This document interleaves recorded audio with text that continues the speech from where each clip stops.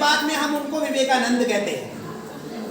जो तस्वीर आपको दिखाई दे रही है, इनके चेहरे की चमक, आंखों की दमक और इनकी वेशभूषा, जिस पर हमारे विवेकानंद जी, मैं 2 से 3 छोटी सी स्टोरी आपके सामने शेयर करूंगा बच्चों, और जितने भी मुझे सुनने वाले हैं, देखने वाले हैं, और काया बदल के रख देगी स्टोरीज।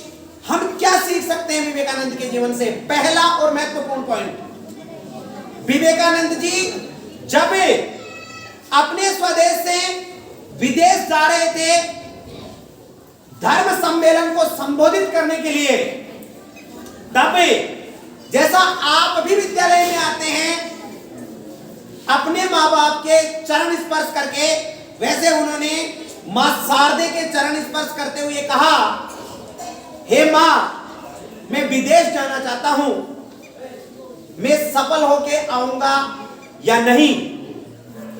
पता है मां शारदे ने विवेकानंद को क्या कहा कि हे पुत्र, आप विदेश जाने से पहले वो सब्जी काटने वाला चाकू रखा हुआ है, वो मुझे लाके दीजिए, मैं फिर बताऊंगी कि आप वहां से सफल होकर के आओगे या नहीं। विवेकानंद जाते हैं और चाकू उठाते हैं। उस चाकू को जिस साइड में उसकी धार होती है, नोक होती है, वो हिस्सा विवेकानंद स्वयं पकड़ते हैं, और जिधर हत्था, आजकल तो प्लास्टिक का आने लग गया, पहले लकड़ी का आता था, वो हत्था मां शारदे को थमाते हैं। मित्रों, उसके बाद माता आशीर्वाद प्रदान करती है कि मेरा बेटा जहां भी जाएगा विजय होकर के आएगा। संदेश क्या है? संदेश क्या है? विजय क्यों होकर के आएगा? क्योंकि माता ने कहा कि हे पुत्र, आप विजय इसलिए होकर के आओगे क्योंकि आपने धार वाला हिस्सा अपनी तरफ रखा था, अर्थात आपके ऊपर, आपके देश के ऊपर यदि कभी भी कोई संकट आएगा तो आप सामने वाले को परेशान नहीं करोगे, बल्कि खुद अपने ऊपर जिम्मेदारी लेोगे, खुद अपने आप को न्योछावर कर दोगे। ये पहला संदेश विवेकानंद ने सबको दिया कि जब भी कोई बड़ा कष्ट आए, स्वयं पर ले लेना चाहिए, देश सुरक्षित रहना चाहिए। सेकंड स्टोरी जो मैं विवेकानंद के जीवन से आपको शेयर कर रहा हूं, जब विवेकानंद धर्म संसद के अंदर पहुंचे, आप इनका वेश देख लीजिए, भगवा वस्त्र पहने हुए, अमेरिका जैसे देश में, जो कि बहुत पढ़े लिखों का देश है, जहां पर सूट वूट पहन के लोग रहते हैं, प्रवेश करते वहां पर कुछ लोग हंसने लगे, बोले शायद भारत में कपड़े नहीं होते होंगे पहनने के लिए। विवेकानंद उन पर हंसे नहीं। जब वो एंट्री कर रहे थे तो वहां पर कुछ लोग जो प्रवेश द्वार पर स्वागत के लिए होते हैं, लेडीज भी होती है, जेंट्स भी होते हैं, तो वो कह रहे थे गुड मॉर्निंग सर, नमस्ते सर। तो विवेकानंद ने उत्तर दिया राम राम सा। और जब उन्होंने अंदर जाने पर कहा राम राम सा, तो विवेकानंद इंग्लिश में बोलते हैं गुड मॉर्निंग एवरीवन। ताज्जुब हो गया जब उनसे पूछा गया कि आपने ऐसा क्या कहा, तो उन्होंने कहा कि आप अपनी मां का सम्मान कर रहे थे और मैं मेरी मां का सम्मान कर रहा था। अर्थात जब अमेरिकन इंग्लिश बोल रहे थे, अर्थात वो उनकी मातृभाषा का सम्मान कर रहे थे, हमारे विवेकानंद जी ने हिंदी बोल करके अपनी मातृभाषा का सम्मान किया।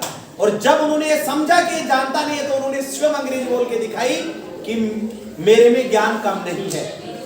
और भी महत्वपूर्ण है, जब उनके कपड़ों को लेकर करके कटाक्ष हो रहे थे, तो विवेकानंद ने एक ही बात कही, क्योंकि आपको मालूम हो कि विवेकानंद विश्व के पहले व्यक्ति थे जिन्होंने 72 घंटे लगातार बिना रुके, अविरल, बिना विश्राम किए स्पीच दिया था। और जब 72 घंटे कोई व्यक्ति बोलता है तो सामने वाले की आंखें खुली की खुली रह जाती है। तो उन्होंने कपड़ों पर किए गए कटाक्ष का जवाब दिया कि आप यहां सूट बूट में अच्छे लग सकते हो, लेकिन हमारे हिंदुस्तान में कपड़ों से ज्यादा संस्कार सिखाए जाते हैं।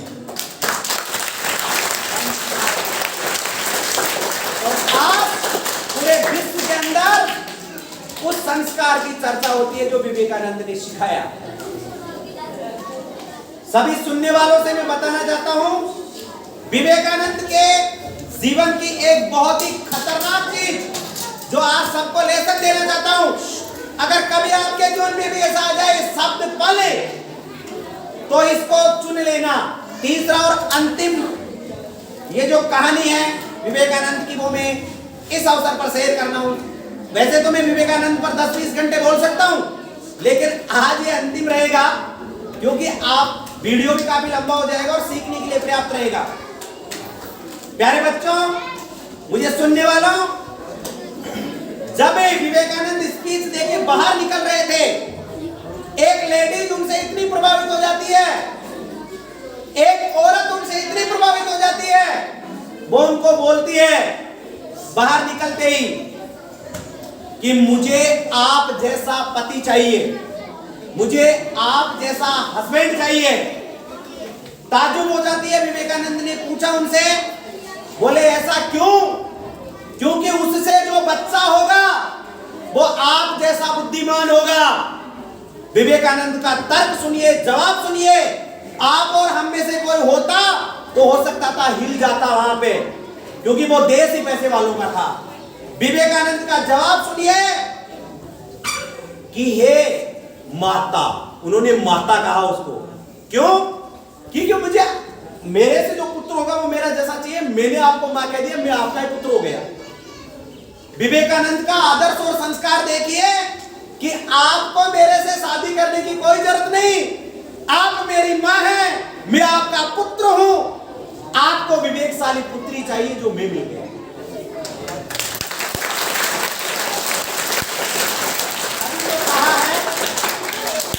खोलती है पहाड़ों ने मुट्ठी, हवाओं अब तुम्हारी बारी है। उठो जागो, बदल डालो ये दुनिया, युवाओं अब तुम्हारी बारी है। विवेकानंद के जीवन से बहुत कुछ सीखा जा सकता है। संस्कार सीखा जा सकता है, धर्म शिक्षा सीखी जा सकती है, दूसरों के प्रति आदर और सम्मान सीखा जा सकता है। वीडियो यदि अच्छा लगा तो प्लीज इसको ज्यादा से ज्यादा शेयर करें, क्योंकि आपके जीवन में भी कोई विवेकानंद आ सकता है और आपकी भी लाइफ चेंज हो सकती है। सब्सक्राइब करें और ज्यादा से ज्यादा इस चैनल के माध्यम से इस वीडियो को पहुंचा करके उन्हें भी विवेकानंद जैसा आदर्शवादी बनाएं। हो सकता है उनके अंदर कोई विवेकानंद बन करके देश का नाम पूरे वर्ल्ड में कर सकते। जय हिंद, जय भारत, जय विवेकानंद।